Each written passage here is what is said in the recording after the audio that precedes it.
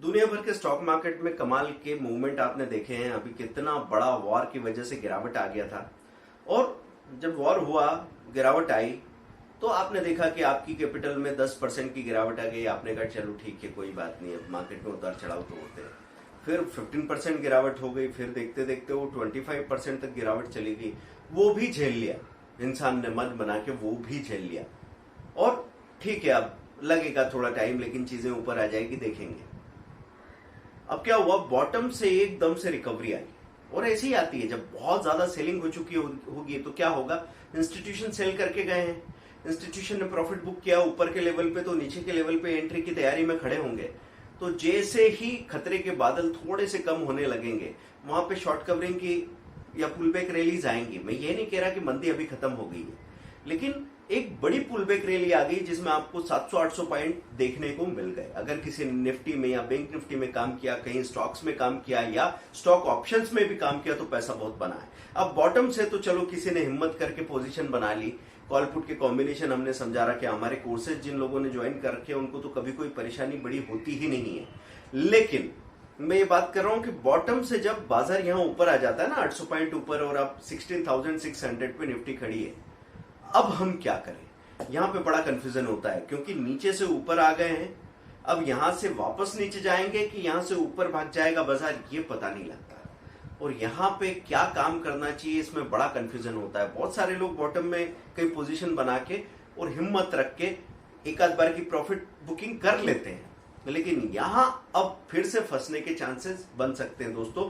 तो मैं इसीलिए आपको सचेत करने आया हूं, एक तो ये समझाने के लिए आया हूं कि जब आपने 25% माइनस देख लिया, आपने कहा चलो कोई बात नहीं, साल 2 साल में रेट आ जाएंगे, ऐसे अपने आपको आपने एक रीजनेबल अप्रोच दे दी, एक रीजनेबल समझ दे दी, और गलत नहीं है, वो बिल्कुल सही है, वही होने वाला है। लेकिन अब दिक्कत क्या हो रही, जब आपने वो 1 लाख में से 25,000 माइनस, मतलब 75,000 का लेवल देखा था, आप स्थिर थे, आपने अपने आप को कह दिया था टाइम लगेगा तो कोई बात नहीं, हम सब्र कर लेंगे। लेकिन अब दिक्कत ये हो रही कि 75,000 से जब आपने वो 84,000 देखा, 85,000 देखा, तो आपके अंदर एक अलग तरह की फीलिंग आ रही होगी। ईमानदारी से आपको ये बात समझनी है कि 25,000 माइनस थे, तब आपने कहा कोई बात नहीं, जो हो गया वो ठीक है। लेकिन अब जब 15,000 माइनस से 10,000 रुपए की रिकवरी हो गई है, तो अब आप अंदर से बहुत ज्यादा हिल चुके हैं। अब आप सोच रहे हैं क्या करूं, ये रैली में यहां पे निकल जाऊं क्या, फिर नीचे आएगा वापस खरीद लेंगे। यहां आपसे बहुत बड़ी गलती हो सकती है दोस्तों। ध्यान इस बात का रखना है कि अगर आप पोजीशंस बना रहे हैं तो ये कर लीजिए कि किसी स्टॉक में पिछले 3-4 दिनों में कोई बड़ी रैली आ गई है, तो आप वहां पे पार्ट प्रॉफिट बुकिंग कर लीजिए, और जो स्टॉक जिनमें करेक्शंस आ गए उनमें आप थोड़ा सा पोजीशन बना सकते हैं। जैसे मैं एक एग्जांपल देता हूं, एलटीआई कोफोर्स वगैरह में एक रैली आ गई थी, पिछले 4 दिनों में लगातार रैली आ गई थी, और वो 5700 से 6500 तक आ गया था।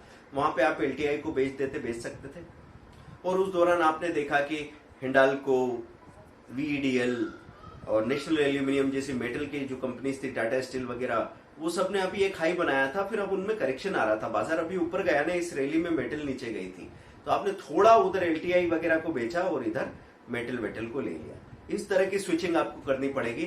नए सिरे से ट्रेडिंग के लिए अगर आप बात कर रहे हैं तो फिर क्या करना है, ट्रेडिंग के लिए आपको वीकली हाई लो पे ध्यान देना पड़ेगा दोस्तों। नए सिरे से पोजीशन मत बनाइए, या तो आप अर्नोमीटर.com में जाते हैं, अप ब्रेकआउट, डाउन ब्रेकआउट को देखते हैं, या प्रीवियस डे के हाई लो को कंसिडर करके हाई पे स्टॉप लॉस बाइंग और लो पे स्टॉप लॉस सेलिंग लगा के रखते हैं। वहां पे अगर कोई लेवल अचानक से ब्रेक होता है तो आपकी पोजीशन बनेगी, पर कोशियस अप्रोच रखना पड़ेगा। अगर आप वीकली हाई लो को ट्रेड कर रहे हैं तब तो उतना कोशियस अप्रोच नहीं जरूरी है, क्योंकि अब जो ब्रेकआउट होगा वो थोड़ा रिलायबल होगा, वो आपको आराम से प्रॉफिट बुक करने का मौका देगा। लेकिन अगर आप प्रीवियस डे के हाई लो की बात कर रहे हैं तो इसमें फॉल्स ब्रेकआउट होने के चांसेस हैं, पर आपको बार बार ट्रेड होने के चांसेस मिलेंगे कि ट्रेड हुआ, आपने एक छोटा प्रॉफिट बुक किया, ट्रेड हुआ, आपने फिर से एक छोटा प्रॉफिट बुक किया। तो कई लोगों को आदत होती है, वो हाइपर एक्टिव होते हैं, उनको बार बार ट्रेड करना अच्छा लगता है, नहीं तो मजा नहीं आता। तो दोस्तों यहां पे ध्यान रखना है इस बात का कि आपने नीचे जब बाजार चला गया बॉटम में, आपके पास सपोज आपने फंड अरेंज करके रखा है 5 लाख रुपए का, 5 लाख का, और आपने सिस्टमेटिक 1.5 लाख या 2 लाख की बाइंग कर ली है, और आप सोचा कि आप यहां से ऊपर जाएगा तो देखते हैं, बाकी टाइम के हिसाब से गैप रख के फिर कहीं डिप आएगा तो खरीदेंगे। अब वो नीचे से एकदम बाजार भागने लगा, तो नीचे नहीं खरीदा, लेकिन अब बाजार नीचे नहीं आ रहा है और निफ्टी और सेंसेक्स ऊपर जा रहे हैं और वो शेयर जो आप सोच रहे थे, जो आपने लिस्ट बना के रखी थी, वो भी ऊपर जा रहे हैं। तो एक बार ऐसा लगता है कि अरे यार अभी नहीं मिलेगा लगता है, तो क्या करें, ये जो पैसा रखा है रखा ही रह जाएगा। एक काम करते हैं, इसी लेवल पे खरीद लेते हैं। ये गलती कभी मत करना, ये गलती बिल्कुल मत करना दोस्तों, क्योंकि ज्यादा पैसा लगाने से ज्यादा पैसा नहीं कमाते हैं आप। कम पैसा लगाने से आप ज्यादा पैसा कमा सकते हैं। आपके हाथ में पैसा है ना, तो पैसा आपके पास अगर हाथ में है तो मैं आपको यकीन दिला रहा हूं कि 70,000 या 1 लाख का सेंसेक्स हो जाएगा, तब भी आपको निफ्टी 50 में से कम 4 शेयर ऐसे लेवल पे मिलेंगे कि सोना पीतल के भाव मिल रहा होगा। कभी ये नहीं होगा आपके पास कि आप पैसा लेके बाहर निकलो तो आपको अच्छी चीज मिलेगी नहीं। आप ये मत समझ के चलिए कि बाजार बढ़ने के साथ सारे के सारे शेयर ऊपर चले जाते हैं और बाजार गिरने के साथ सारे के सारे शेयर नीचे आ जाते हैं। आप यकीन नहीं कर रहे हैं, आप जाके देखिए कोफोर्ज 4800 से 4200 आ गया है आज, जबकि निफ्टी 800 पॉइंट ऊपर आई है। आप समझिए बात को कि अगर आप इस बात का ख्याल रख के काम करेंगे तो जल्दबाजी नहीं करेंगे। जल्दबाजी नहीं की तो आपको अच्छे ट्रेड करने के मौके हमेशा मिलेंगे। दौड़ती ट्रेन पे चढ़ना मत, नहीं तो पटरी पे गिर के कट जाएंगे आप। बस यही एक कारण है जिसकी वजह से ट्रेडर इन्वेस्टर नुकसान उठा लेते हैं। आपको एक्यूरेट या ज्यादा होशियार होने की जरूरत बिल्कुल भी नहीं है। मैं आपको हमेशा बोलता हूं कि प्राइस के हिसाब से एवरेजिंग मत कीजिएगा, टाइम के हिसाब से एवरेजिंग कीजिएगा। देखिए जिन्होंने भी टाइम के हिसाब से एवरेजिंग की है उनको क्या फायदा मिला कि 18,000 से निफ्टी गिर रही थी, उन्होंने कहा 10 दिन बाद देखूंगा, तो पहले 17,500 आया, फिर वहां से वापस 17,800 गया। अगर टाइम के हिसाब से नहीं करते तो 500 पे 17,500 पे खरीदते, 17,800 पे और खरीद लेते और फिर वो 17,300 होके 17,000 हो जाता। और जिसने टाइम की गैप दी उसने क्या कहा कि चलो ऊपर चला गया, जाने तो जो मैंने खरीदा उसमें से थोड़ा बहुत बेच दिया तो भी चलेगा। वापस नीचे आया बाजार, 10 दिन बाद आके देखा अरे ये तो 17,000 आ गई निफ्टी, 17,000 वहां पे खरीदी की आराम से। फिर वहां से थोड़ी बहुत पुल बैक रैली आई, आपने 3 लाख के शेयर जो खरीद रखे थे उसमें 50-60,000 के शेयर थोड़े बहुत बेचे।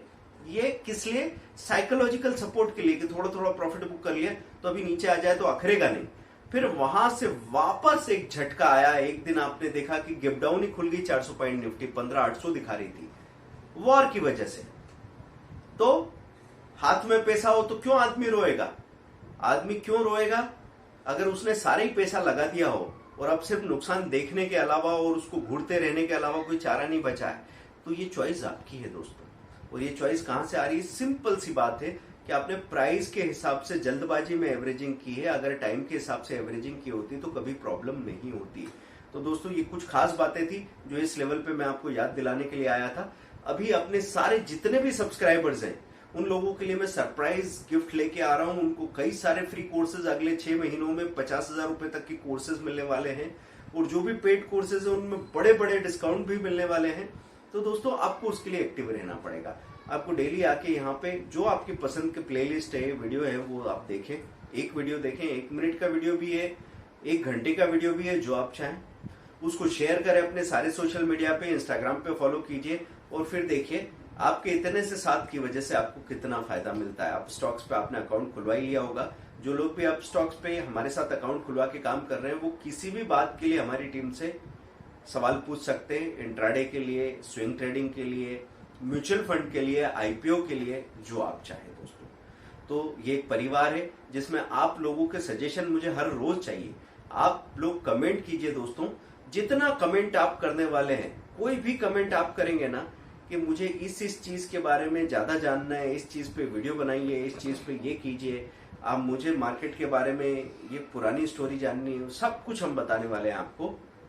तो इंतजार करूंगा आपके कमेंट का। लाइक कीजिए, सब्सक्राइब कीजिए, शेयर कीजिए। कर दिया ना? मुझे यकीन है आप करें। Thank you.